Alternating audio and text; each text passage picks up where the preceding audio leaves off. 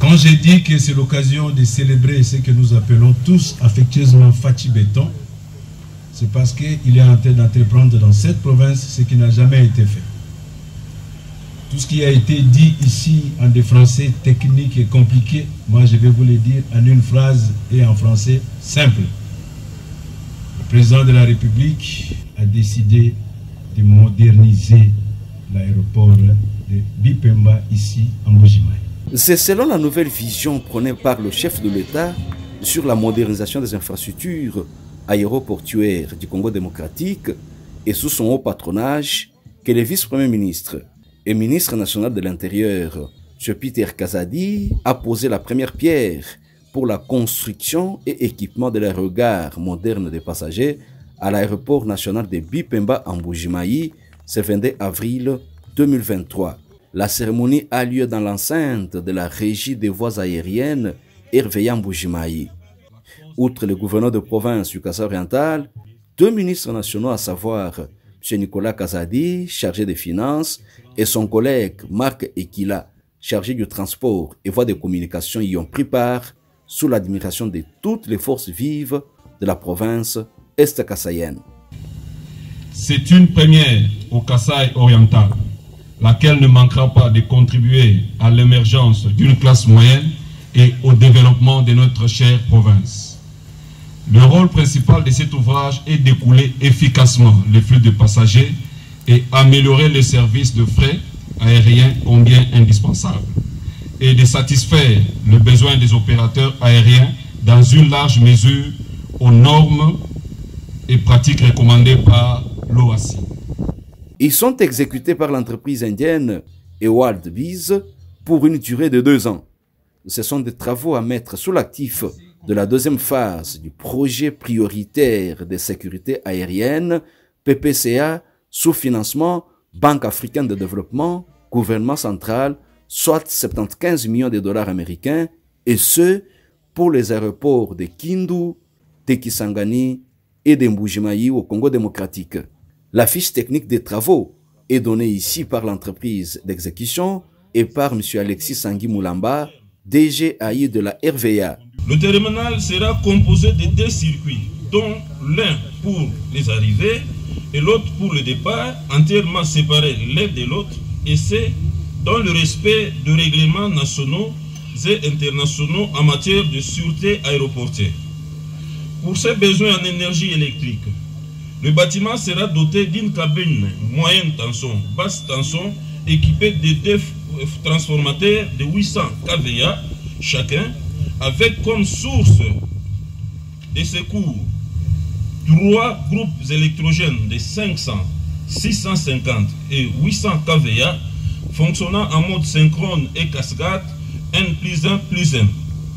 La climatisation du bâtiment sera assurée par un système de groupes d'eau glacée ventilé par des centrales de traitement d'air.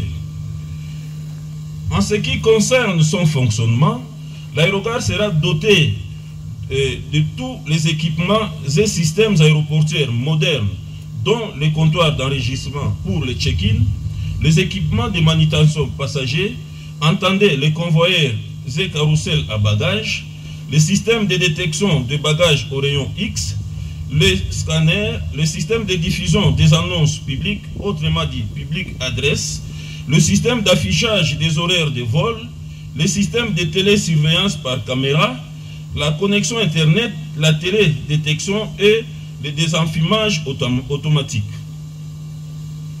Les travaux de construction de cet aérogare seront exécutés par l'entreprise A1 Builders conformément au contrat du marché.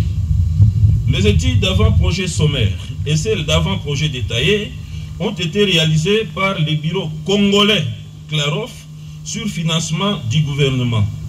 Ce même bureau d'études pourra migrer au bureau de contrôle et surveillance des travaux pour plus d'efficacité. Le DG en a profité pour justifier le retard dans l'exécution des travaux de l'aéroport moderne de Mbuji-Mayi. En cours, la grande difficulté d'approvisionnement est due à l'enclavement de la zone centre, le Grand Kasaï, a-t-il dit. Pour la cérémonie de séjour, les Kassaïens bénéficiaires remercient le président de la République à qui ils accordent longue durée de vie et de la gestion de la République. Les impressions sont très bonnes. C'est maintenant que nous avons un chef de l'État qui pense à son peuple. Et comme notre projet de société le dit, le peuple d'abord, il est en train d'exécuter tout ce que nous avons édicté dans notre projet de société. C'est pour une fois qu'un président de la République parle et réalise. Nous avons fait plus de 50 ans avec les anciens régimes, jamais on a pensé à la modernisation de notre rapport, mais maintenant qu'il est en train de poser des actes palpables, il mérite des éloges, il mérite le soutien de toute la population de la République démocratique du Congo. Et pour ce faire, nous disons qu'il mérite et il doit avoir un deuxième mandat, pourquoi pas un troisième pour pouvoir améliorer et achever tout ce qu'il a comme plan de développement de ce pays. Moi, je suis une confession religieuse, moi, que ça oriental. Bon, je suis un peu moi, moi, le poste que j'ai là, je suis du mouton et l'élément. Walou, parmi les délégations qui sont bandini, je dis où est-ce que je suis mais tout le monde est Babylone de Cholola Lucasa, ou les Bichika Pop, Bilon de Chela, Matuko, les délais ou du Bobokaya Boubafila, ou à l'étoile Moneka pour être au band. Nos impressions sont très bonnes parce que ce qui vient de se faire ne s'est jamais vu. Tout le monde l'a dit. Mais nos inquiétudes demeurent parce que ce n'est pas le premier ouvrage qui a été, dont le lancement a été fait. D'autant plus qu'on revient encore à pouvoir parler d'une grande aporie, qui est une grande difficulté, celle de notre désenclavement, l'acheminement de matériaux. C'est vrai que l'ouvrage pourra prendre 2 ans, c'est vrai. Et si vraiment les matériels ne sont pas acheminés à temps, je crois que nous ne serons pas arrivés à 2 ans. On va continuer à caresser l'espoir alors qu'on a vu d'autres ouvrages qui ont été lancés en province rester inachevés, alors que ça devait prendre 8 mois, 12 mois. On est déjà à 2 ans, 3 ans sans que ça change. C'est ça les travaux avec FPI, ainsi de suite. Donc, mais sinon, ce qui est déjà fait nous encourage. Nous prions le bon Dieu pour que la fin puisse vraiment s'ensuivre. L'enclavement de la province, c'est un fléau, on l'a reconnu ici. Oui. Quelle thérapeutique proposez-vous, vous, en tant que société civile, pour sortir la province de cet enclavement légendaire? La province a la possibilité de se désenclaver, soit du côté de Ndomba, soit du côté de Chitol, passant par Panyamutoro. Mais même si nous revenons sur la voie traditionnelle ferrée, pourquoi le gouvernement central ne pourrait pas mettre tous les moyens, tous les services pour que cette voie soit rétablie? Parce que c'est notre voie traditionnelle. Il n'y a pas de contourner.